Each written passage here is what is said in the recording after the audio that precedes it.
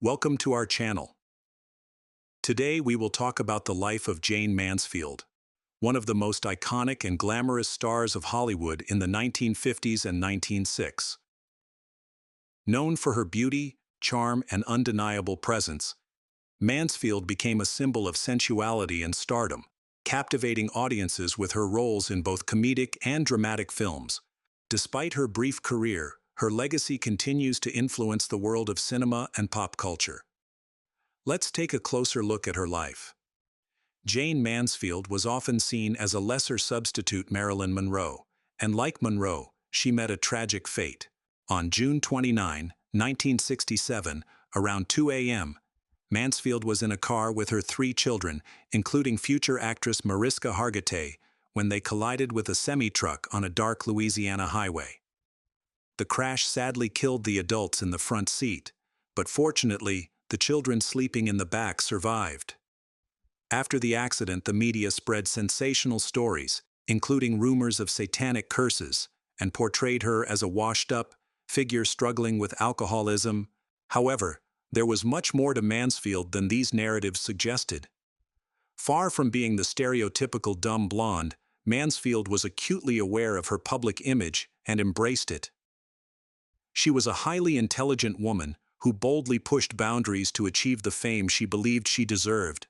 From a young age, Mansfield was determined to succeed, and she did, establishing herself as one of the original blonde bombshells in the 1950s pop culture scene. Additionally, she was a talented dramatic actress and a naturally gifted comedian, skills that are often overlooked. Mansfield's striking appearance and love for dramatic stunts often overshadowed her real talents.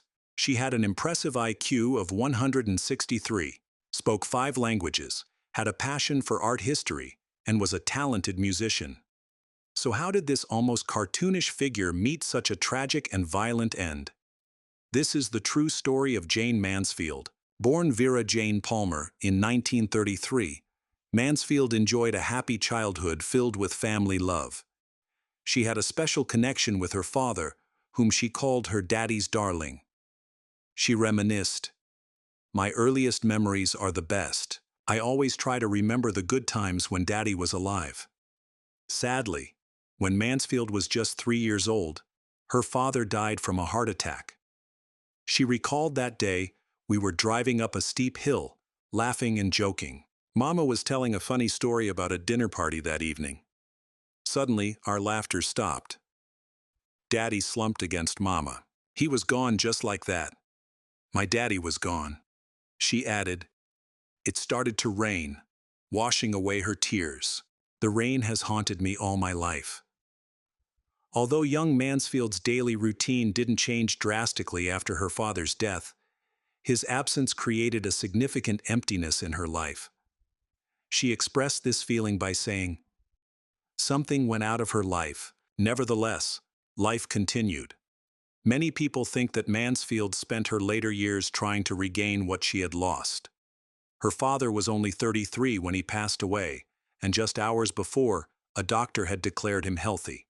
He had every reason to feel happy, with a loving family, a successful law practice, and dreams of a political career. His unexpected death was a heavy blow to the family. In 1939, Mansfield's mother remarried, and the family moved to Dallas, Texas. As she grew up, Mansfield admired Shirley Temple and began to explore the arts, including ballet, painting, violin, and piano. At the age of 6, she saw a first movie, which had a profound impact on her. She said, "I came home and imitated the stars. I knew I was going to be a movie star someday." Mansfield was unhappy living in Texas, and believed that a film career could be her escape from a mundane life. However, it soon became clear that her life would be anything but ordinary. At just 10 years old, Mansfield's mother bought her first bra, which Mansfield didn't like, but she was growing physically much faster than her classmates. By her teenage years, she received constant attention from boys. At 16, while still in high school, Mansfield secretly married 20-year-old Paul James Mansfield. She kept the marriage hidden, continuing her education and living with her mother and stepfather. However, When she became pregnant, the truth came out. Mansfield later shared with her friend and biographer. She said, "Mama said I had ruined both our lives. She told me I made my bed and would have to lie in it, and that I shouldn't expect any help from her." Eventually, her mother bought her a beautiful white wedding dress, and they had a small wedding, but Mansfield always remembered her mother's warning not to expect support. On November 9, 1950, Mansfield and Paul welcomed their daughter, Jayne Marie Mansfield. Despite becoming a mother, Mansfield remained determined to succeed.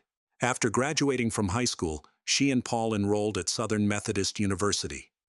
Like many young couples, they faced financial difficulties while balancing parenthood, classes, and various jobs. They worked hard to support themselves and their baby daughter. Mansfield recalled, "Paul and I had a tough time. I sold photo albums door to door, and he took odd jobs, swept floors, and sold magazines. Many times I had to bring Jayne Marie to class with me. One summer, while Paul was away at Army Reserve Officers Training Corps camp, Mansfield left their daughter with her parents and traveled to California to study drama at the University of California, Los Angeles.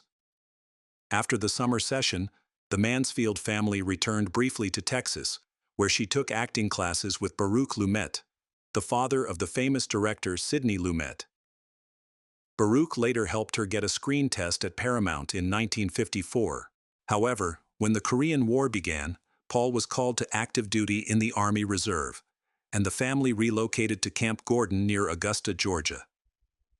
Mansfield's love for sunbathing and outdoor activities drew a lot of attention from the soldiers and their wives, much to Paul's annoyance and jealousy. Paul made a deal with his wife. If she could handle his 2-year military service, they would move to Hollywood so Mansfield could pursue her acting dreams.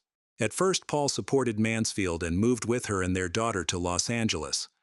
However, as Mansfield became more focused on her career, Paul began to feel resentful about her desire to become a star, feeling increasingly left out of her life.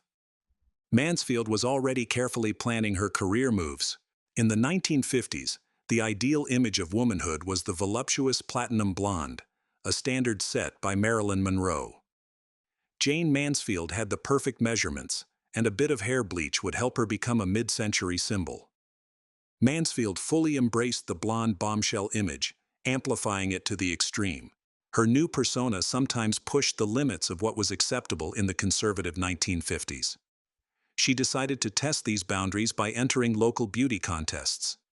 She won the local round of the Miss California contest, but when Paul found out, he insisted that she drop out. Undeterred, Mansfield went on to win nearly 30 beauty pageants in the following years, earning some unusual titles. Despite her success in pageants, Mansfield's striking appearance was considered too bold for commercial advertising. Photographer Gary Lester recalled an early modeling job for General Electric. "Mansfield was one of the models I used. She was positioned on the far left of the photo. General Electric told me to remove her because she looked too sexy for 1954 audiences." Mansfield's quest for fame ultimately led to the end of her first marriage. Just 4 months after moving to California, she and Paul separated. Tensions had already begun during their time at Camp Gordon. Paul hoped that marriage and motherhood would lessen Mansfield's ambition, but by the time he was deployed to Korea, their marriage was nearly over. "I knew it," Mansfield said, "and I think Paul did too. But you don't just leave your husband while he's off fighting a war. At least I wouldn't." Their marriage fell apart due to emotional and financial struggles after moving to California, compounded by Mansfield's relentless pursuit of fame. When Paul returned in 1954, they settled in a small apartment in Van Nuys, Los Angeles, along with Mansfield's collection of pets, which included a Great Dane, 3 cats, 2 Chihuahuas, a pink-dyed poodle, and a rabbit. Their arguments mainly stemmed from disagreements about Mansfield's career ambitions, infidelity, and the number of pets they had. Eventually, Paul gave her an ultimatum: her career or him. Shortly after, he moved back to Dallas. At just 20 years old, Mansfield was determined to succeed in Hollywood. According to industry stories, she boldly called Paramount Pictures and announced, "My name is Jayne Mansfield, and I want to be a movie star." This confidence, along with some help from Baruch Lumet, led to an invitation for a screen test. The studio asked her to perform a scene from Joan of Arc, but her performance did not impress the executives. It was somewhat odd to see a medieval saint portrayed by someone with a 40-inch bust. No contract was offered, but Mansfield's determination paid off when she landed her first film role in the 1955 noir Female Jungle. That same year, she appeared in a semi-nude spread in Hugh Hefner's new magazine, Playboy. These photos gave her ex-husband, Paul, a reason to claim she was an unfit mother during their custody battle. This accusation was also made by her later husbands, but it was never proven in court. Mansfield understood that good publicity was essential for her career, so she sought the assistance of Jim Byron, a former club promoter specializing in image management. Byron arranged a meeting for her with a producer at Warner Brothers. After hearing numerous auditions from aspiring actresses, the producer suggested that Mansfield might find more success as a wife and mother. Following a tour of the studio, he mentioned he would call if a suitable opportunity arose. Although this feedback was not very encouraging, Mansfield soon received an invitation for a screen test and quickly signed a 7-year contract with the studio. Casting director Milton Lewis encouraged her to focus on her natural talents rather than on dramatic roles. The studio then began her makeover, aiming to transform her into the next Marilyn Monroe, starting with dyeing her hair platinum blonde. Mansfield later remarked, "He lightened my hair and tightened my dresses, and this is the result." By the mid-1950s, Marilyn Monroe was pushing back against the studios, seeking more control over her roles and personal life. As she resisted their influence, the studios began looking for a new, more manageable blonde star.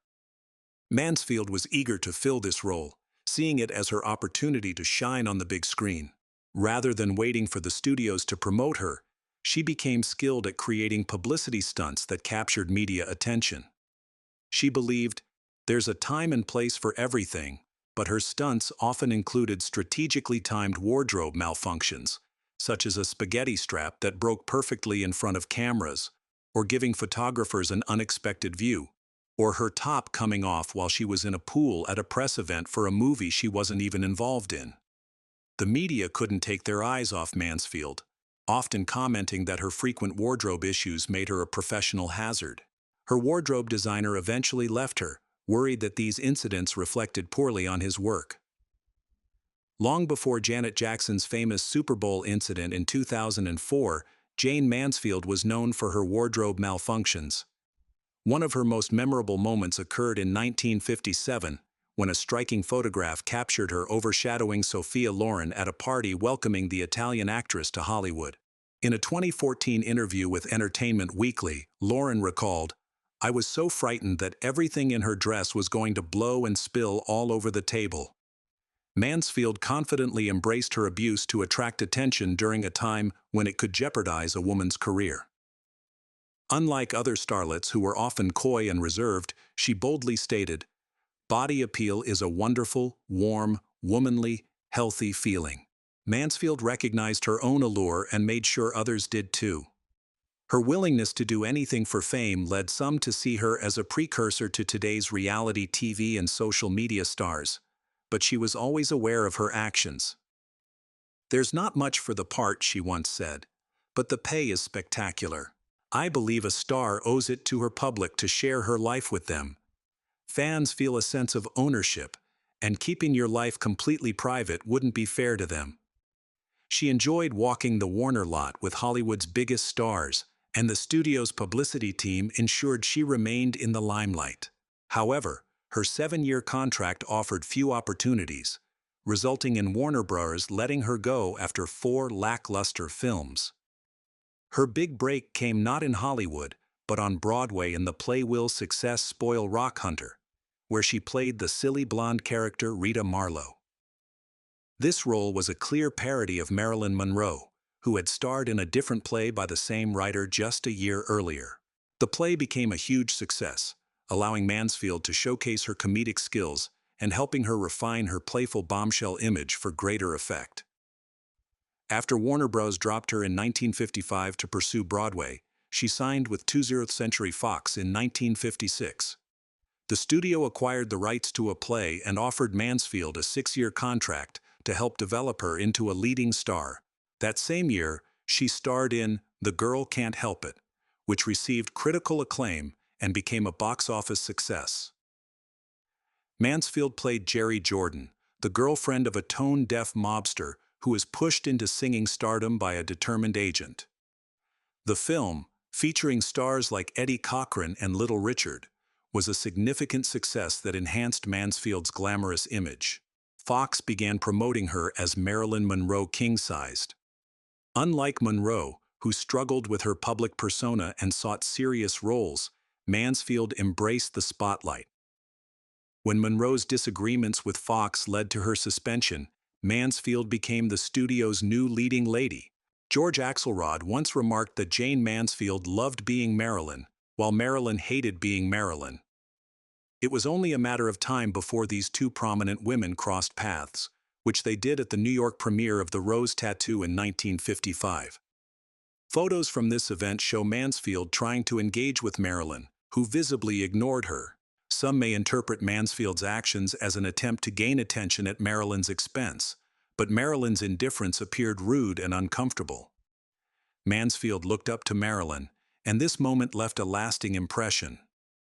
Monroe once said, "I've never been in a Hollywood fight or feud. I have a remarkable ability to forget things."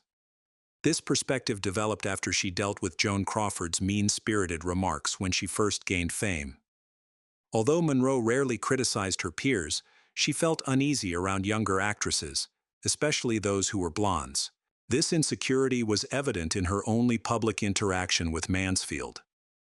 In response to her situation, Mansfield made a bold move.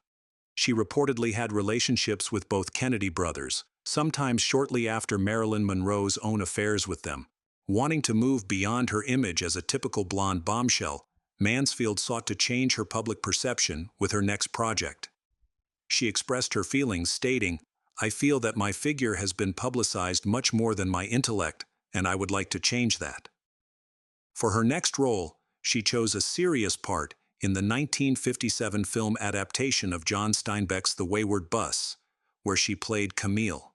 Although the film had only modest financial success, it highlighted Mansfield's true acting talent and earned her the Golden Globe for New Star of the Year.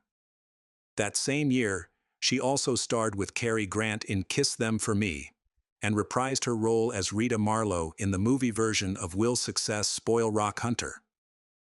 Fox took the opportunity to showcase their new leading actress by arranging a North American tour, followed by a 40-day trip across 16 European countries. At the London premiere of the film Oh for a Man, she had the unexpected pleasure of meeting Queen Elizabeth II. With her newfound global fame, Mansfield treated herself to various luxury items, all in her favorite color, pink. During this time, she also acquired the famous Pink Palace at 10,100 Sunset Boulevard in Los Angeles. This unique and extravagantly styled Hollywood home featured a heart-shaped pool, a bedroom adorned with pink shag carpeting, and an office with gleaming red leather walls. The staircase displayed numerous magazine covers featuring the house's owner. The 3-story house was described as Spanish colonial, and humorously as Mediterranean movie star Baroque. Mansfield, who had loved pink since childhood, hired set decorator Glenn Holes from Los Angeles to create her dream home. She initially painted the house pink, mixing in crushed rock to give it a sparkling effect in the sunlight. Her initials decorated the wrought iron gates. Known as the Pink Palace, the house was enormous, covering 10,000 square feet and featuring 15 rooms. Some sources claim it has up to 40, and 7 bathrooms spread over 3.5 acres. Heart motifs were prevalent throughout, appearing in everything from fireplaces to decor. The master bedroom was a pink sanctuary, complete with a heart-shaped mirrored headboard and Cupid-painted walls. In the living room, deep amethyst couches with heart quilting rested on soft white shag carpets. This room also housed her chihuahuas, an ocelot, and a Pekingese named Powder Puff. The decor included Cupid statues, a white and gold grand piano adorned with more Cupids, and a fountain that dispensed champagne from a Cupid statue. In February 1958, Jayne Mansfield starred in the Striptease Revue at the Tropicana Las Vegas, alongside her new partner, Mickey Hargitay, and produced by Monty Proser. The show was originally scheduled for 4 weeks, but was extended to 8 due to its popularity. Mansfield earned $25,000 per week, which is about $254,000 in 2024. This was a significant increase from her previous salary of $2,500 per week at 20th Century Fox. She also had a $1 million insurance policy with Lloyd's of London to cover any accidents during Hargitay's performance, which included a routine where he wrapped a leopard print bikini around his waist multiple times. For her performances, she wore a gold mesh dress decorated with strategically placed sequins to cover her top of chests, which was described as a few sequins and Jayne Mansfield. Around the same time, Jayne received divorce papers from Paul, officially ending their tumultuous marriage. After the divorce, she decided to keep Mansfield as her professional surname. Paul remarried and transitioned to a career in public relations in Chattanooga, Tennessee.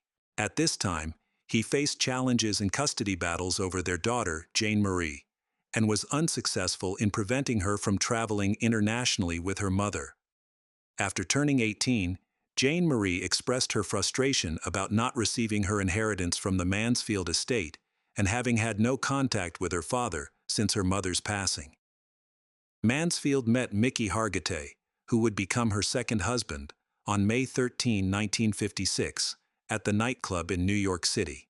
Hargitay was a performer in Mae West's show, and was also an actor and bodybuilder, having won the Mr. Universe title in 1955. Mansfield was immediately attracted to him, but this caused jealousy in Mae West, leading to a confrontation. During this incident, a man named Chuck Cower attacked Hargitay and was subsequently arrested, later released on a $300 bond. After returning from a 40-day tour in Europe, Hargitay proposed to Mansfield on November 6, 1957, presenting her with a $5,000 10-carat diamond ring. They got married on January 13, 1958, at the Wayfarers Chapel in Rancho Palos Verdes, California, shortly after Mansfield finalized her divorce from Paul. The chapel's design made it easy for the public and media to witness the ceremony.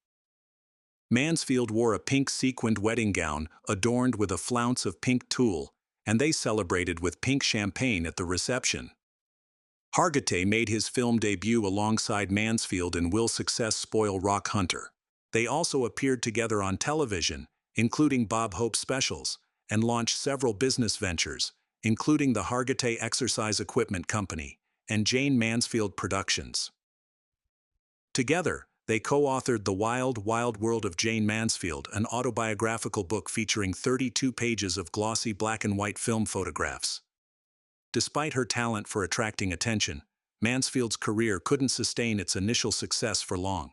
Her peak came in 1958 with the release of The Sheriff of Fractured Jaw, which was her final major hit. After that, her career faced a series of failures, partially due to her taking breaks for pregnancies, and partially because audiences began to lose interest in her glamorous blonde image. By the early 1960s, the demand for her unique style faded, and the excessive media coverage worked against her, leading to a decline in her popularity at the box office. Nonetheless, she remained a public figure, still drawing large crowds worldwide. Fox began to view her less as a top Hollywood actress and more as a potential candidate for international projects. She participated in productions in England and Italy until her contract concluded in 1962.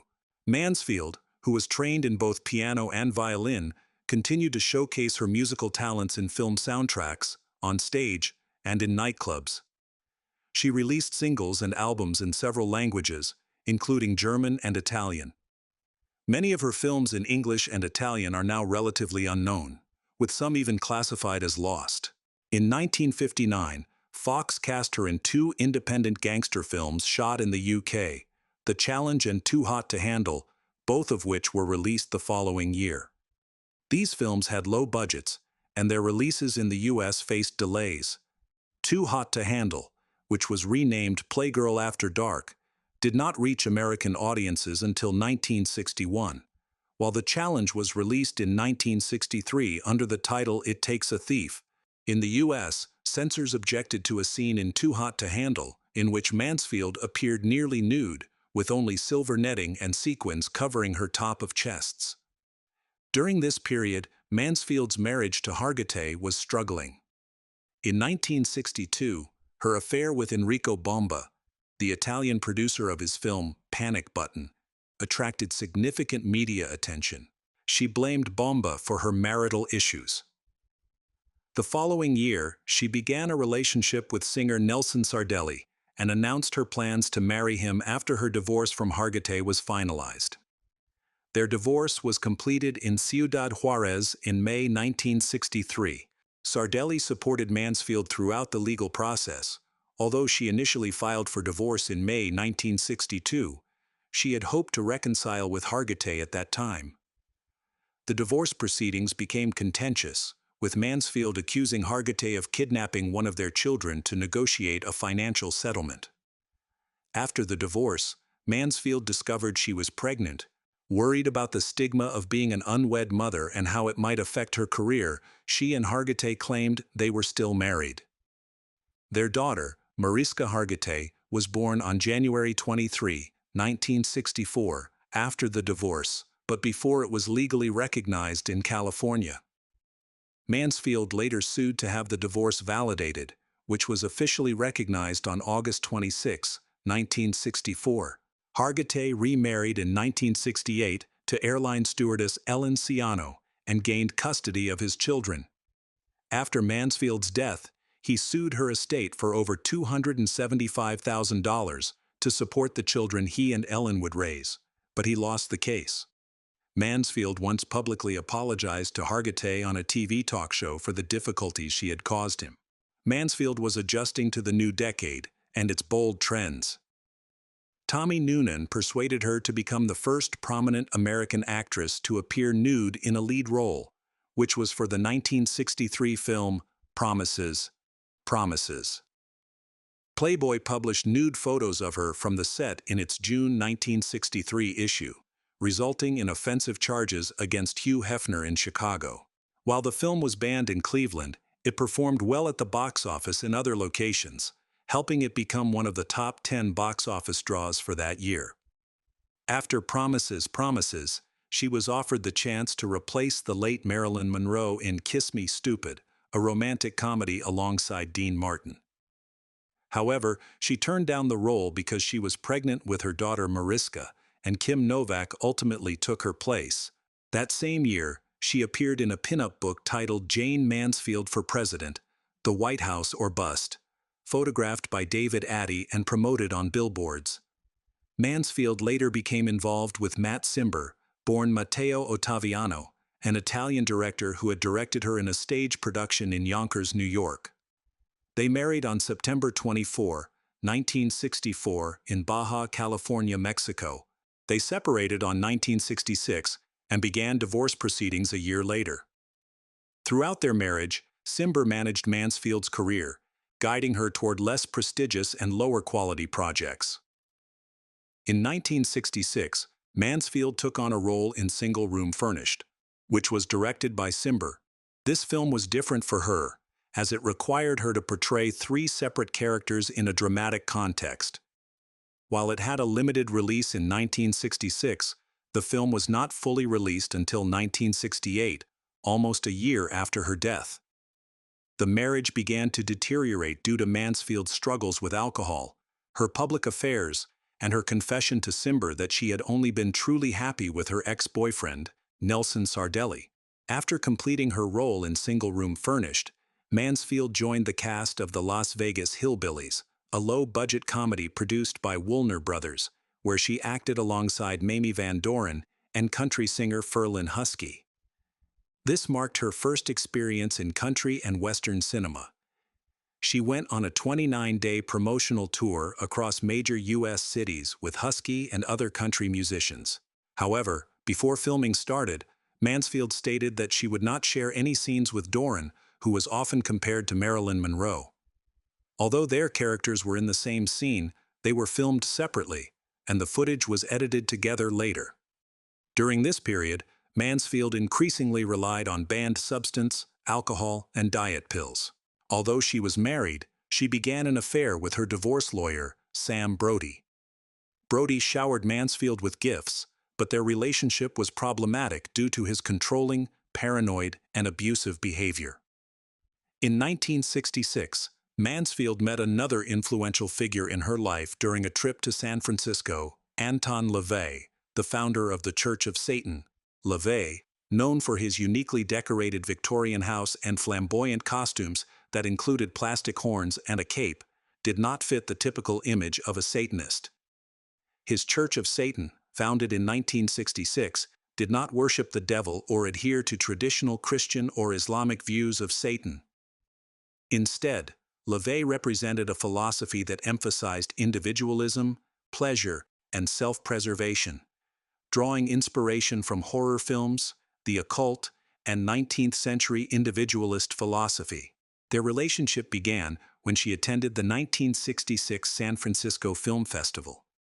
They were spotted together at La Scala restaurant in downtown Los Angeles and at Mansfield's Pink Palace, where they spent time by her heart-shaped pool. Photos have surfaced showing LaVey performing satanic rituals with Mansfield on tiger skin rugs. Although Mansfield was a self-declared Catholic and claimed she did not believe in his teachings, she found him to be a genius and an intriguing individual.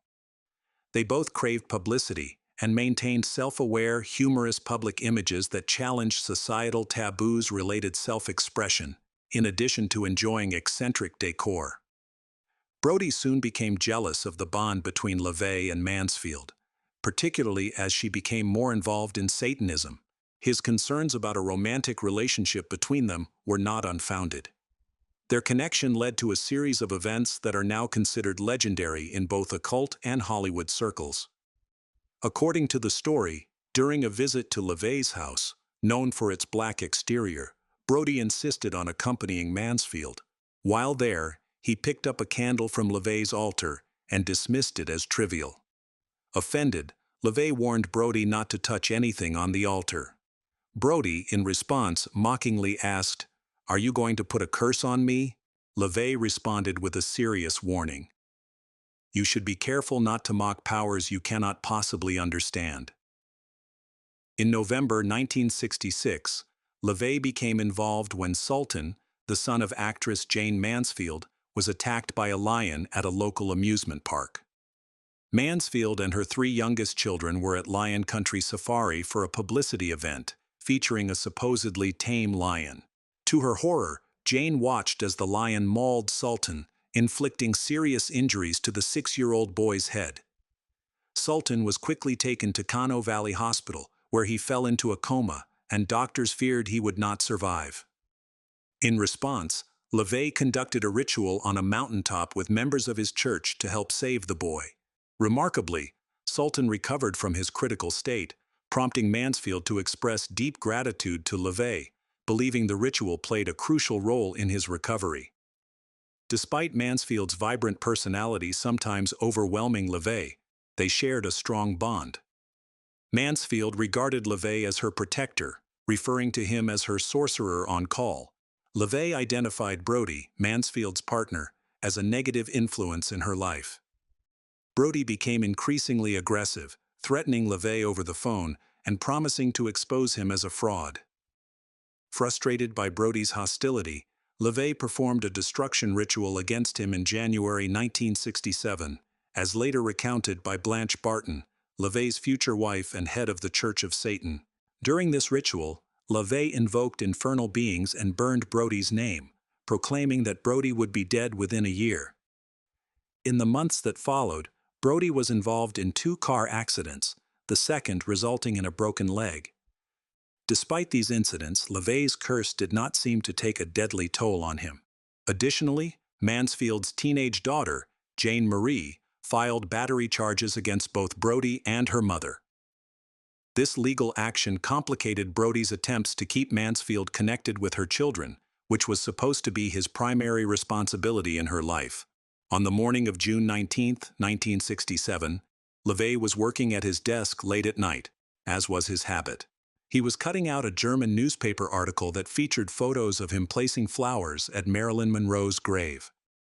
LaVey and Monroe had shared a brief but friendly romantic relationship back when she was a stripper in the late 1940s. While working, he noticed that on the back of one of the photos was an image of Mansfield. Unintentionally, LaVey had clipped the picture in such a way that it appeared Mansfield's head was cut off from her body, an eerie coincidence that unsettled him. Around 2 a.m., on US 990, heading to New Orleans, Mansfield, Brody, and her three youngest children, Sultan, Mickey, and Marie, were traveling with a friend, Ronnie Harrison. Mansfield was scheduled to make a television appearance in New Orleans later that day. Unfortunately, Harrison, the driver, was speeding in foggy conditions when he crashed into the back of a slow-moving tanker truck that was partly obscured by the mosquito pesticide it was spraying. Their car slid underneath the truck, resulting in severe damage to the upper part of the vehicle. Mansfield, Brody, and Harrison, seated in the front, died instantly, while the children in the back survived with only minor injuries. When news of the crash broke, the media went into a frenzy, speculating about the circumstances of Jayne Mansfield's death. The release of accident scene photos fueled these rumors. A large blonde wig found at the scene led many to believe that Mansfield had been decapitated. However, police reports provided a more accurate, yet still tragic account. The report stated that the upper part of her head was severed, and her death certificate indicated she suffered a crushed skull and partial separation of her cranium, resembling scalping rather than complete decapitation. Despite this clarification, the myth of her beheading persisted, even appearing in David Cronenberg's 1996 film Crash, which was based on J.G. Ballard's novel.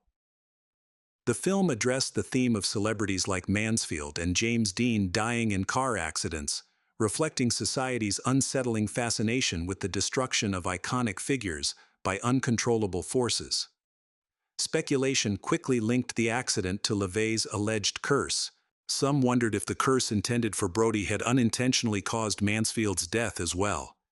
Mansfield's tragic accident brought about important changes in road safety regulations.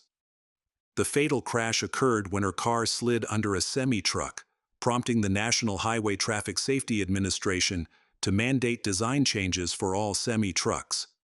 They required the addition of steel bars, now known as Mansfield bars, to prevent cars from sliding underneath trucks during accidents. This change was implemented to avoid similar tragedies in the future. One of Mansfield's surviving children went on to become a prominent figure in Hollywood, though in a different way. Mansfield's fourth child, Marie, known for her role in Law Order, was born in 1964, after Mansfield and Mickey Hargitay separated, but before their divorce was finalized. Marie was only 16 years old when she lost her mother, and has openly spoken about how this loss continues to impact her life.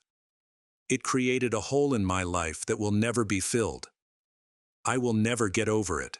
I will always be a girl who lost her mom," she said.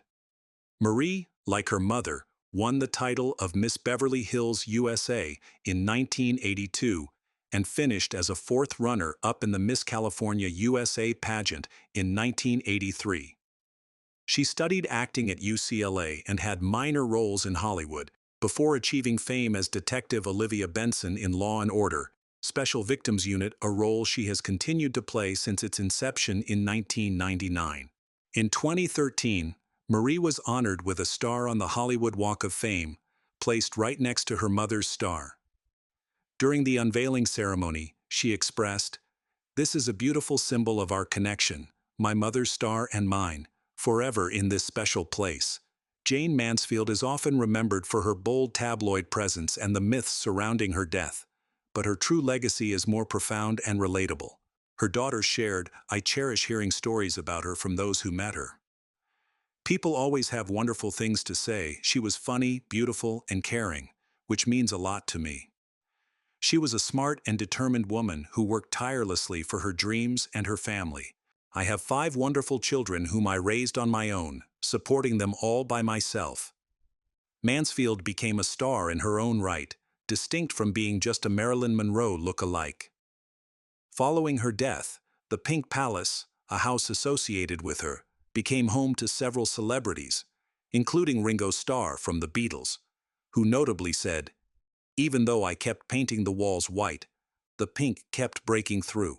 Cass Elliot from the Mamas and the Papas also lived there. Engelbert Humperdinck purchased the house in 1976 and sold it in 2002.